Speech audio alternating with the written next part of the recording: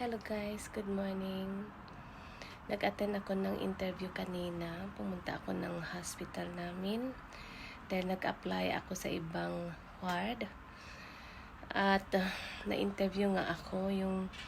Yung time binigay sa akin ng 8:45. Tapos aga ko dumating ng hospital. Pero hindi ko alam yung kung nasaan yung room na meeting room sinasabi. So, mga siguro 10 to 15 minutes ako na naghahanap. Sinabi naman sa akin na sa ground floor. Pero, hindi ko mahanap. Yung pala, nasa loob. Kaya pala hindi ko makita eh. At nagtanong na lang ako doon sa mga porter na alam nila yung lahat ng mga departments sa hospital. Confusing yung mga questions, guys. Nasagutan ko naman. Sana makapasa ako. Pero parang ayaw ko tanggapin ito eh. Kasi ayaw ko nung word na yun. Gusto ko sana yung something na different. Pero wala akong magagawa. Kung sakaling successful yung interview ko, tanggapin ko na lang kasi malapit lang kasi ito sa bahay namin. Pag sa ibang hospital ako mag-apply, mahirapan din ako.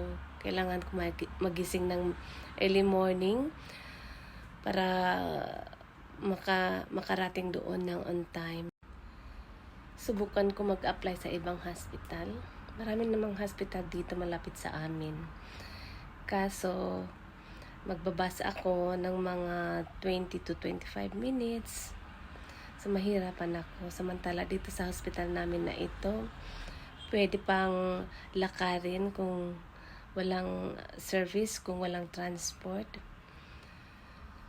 Mga 15 to 20 minutes naman pwede lakarin. Pero pag nagbabas kasi ako ayoko maglakad.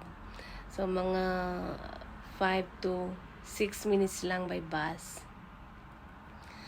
So, yun ang naman, ang advantage niya pag dito ako sa same hospital. Mahirapan ako mag-travel. Minsan pag night duty ako, nakakatulog na ako sa bus.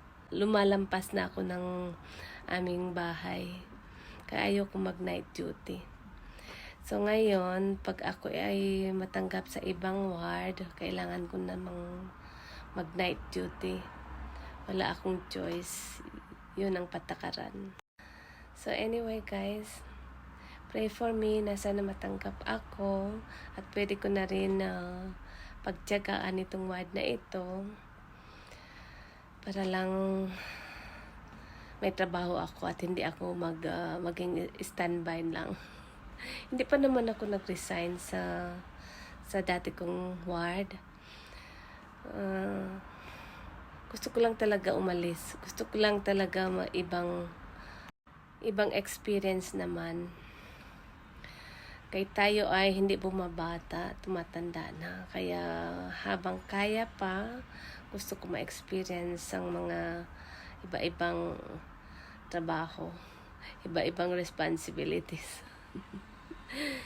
So, hanggang dito na lamang guys. Pray for me na sana makapasa ako para hindi na ako mag-apply sa ibang hospital. At anytime this day naman ang result niya. So, at the end of this day, malalaman na kung nakapasa ako at hindi. I-update ko na lang kayo guys at salamat sa panonood dito sa video na ito. Gusto ko lang i-express sa inyo, i-share sa inyo para ma-express ko yung feelings ko. So, ganun na lang guys. Thank you for watching. Don't forget to subscribe to my channel and click notification bell para updated kayo sa mga bagong video ko. See you next time guys. Bye!